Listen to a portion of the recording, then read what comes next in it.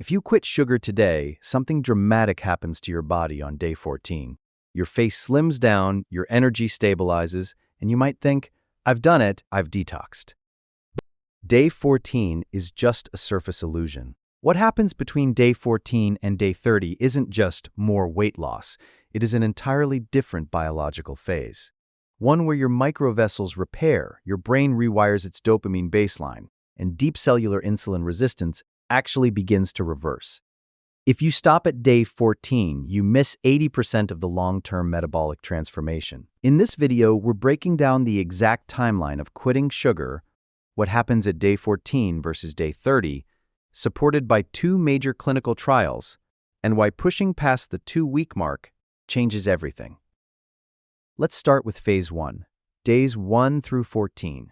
When you eliminate added sugars and high glycemic refined carbohydrates, the first thing your body does is exhaust its stored glucose, known as glycogen. Now, glycogen doesn't float around alone. Every single gram of stored glycogen holds on to roughly 3 to 4 grams of water. So when you cut sugar, that water is immediately released through your kidneys.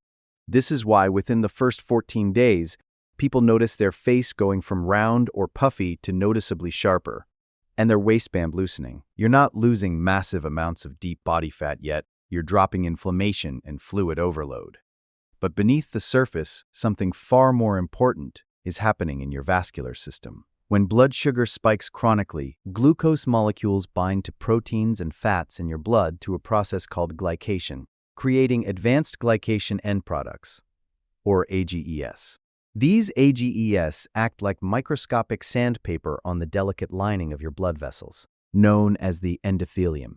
At around day 14, without constant glucose spikes, that vascular inflammation begins to cool down. To see what this looks like under a microscope, let's look at a key study published in AJP Heart and Circulatory Physiology. Researchers took participants with high dietary sugar intake and placed them on a strict 14-day sugar restriction protocol to evaluate endothelial microvascular function, the health of the tiny blood vessels in your body. The results, after just 14 days, were remarkable. Vascular reactivity improved. The microvessels regained their ability to dilate properly, reducing systemic arterial stiffness. Inflammatory markers dropped. Serum levels of adhesion molecules, which cause plaque building, fell significantly within 336 hours of sugar removal. This explains why people notice clearer vision and less nighttime urination by day 14. The tiny blood vessels in your eyes and kidneys are no longer being bombarded by osmotic pressure and inflammatory stress. So if day 14 feels so good, why do over 70% of people relapse right here? Because of the day 14 dopamine trap. During the first 2 weeks, your brain's reward center is going through withdrawal. Sugar triggers dopamine in the nucleus accumbens, similar to habit-forming substances. When you remove it, your brain's dopamine receptors are still down-regulated from years of overstimulation. By day 14, while your body feels lighter, your brain is sending subtle craving signals, whispering, "You've been good for 2 weeks, one treat won't hurt." If you give in now, you reset your dopamine baseline back to 0. But if you push into phase 2, days 15 through 30, the real magic happens. Welcome to phase 2, days 15 through 30. This is where your body transitions from symptom relief to structural adaptation. First, your liver. When you consume excess sugar, specifically fructose, it bypasses general circulation and goes straight to the liver. The liver converts excess fructose into fat through de novo lipogenesis, storing it directly inside liver cells. By day 14, fat production stops. But between days 15 and 30, your liver actively begins exporting that stored fat to use for energy. As hepatic fat drops, your liver regains its sensitivity to insulin. Second, your brain and dopamine receptors. Between days 15 and 30, your brain begins upregulating D2 dopamine receptors. This means your baseline mood stabilizes. You no longer experience afternoon brain fog, anxiety spikes, or intense 3 p.m. sugar crashes. Your brain switches from relying on glucose roller coasters to burning steady ketones and fatty acids for energy. The 30-day clinical study. This brings us to our second major piece of evidence. A landmark 30-day clinical study published in Gastroenterology Cell Metabolism examining short-term sugar restriction on metabolic health and hepatic fat.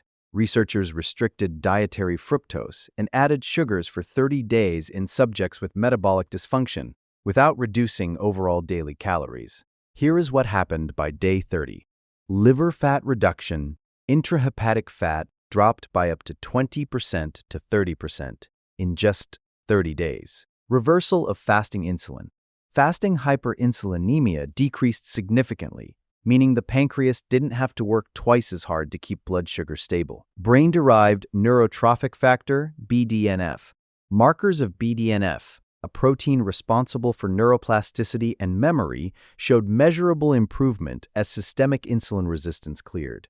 While day 14 repaired the surface vessels, day 30 fundamentally recalibrated the body's primary metabolic engine, the liver-pancreas-brain axis.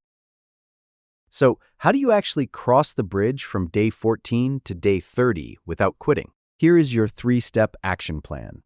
Rule out hidden sugars, days 1-7. Watch out for hidden sucrose and high fructose corn syrup in salad dressings, sauces, and healthy yogurts. Buffer the day 14 dopamine dip. When cravings hit around week 2, increase your intake of healthy fats, avocados, olive oil, nuts, and dietary fiber. Fat and fiber stimulate satiety hormones like peptide YY, taking the edge off dopamine withdrawal. Track non-scale victories, days 1-5-30.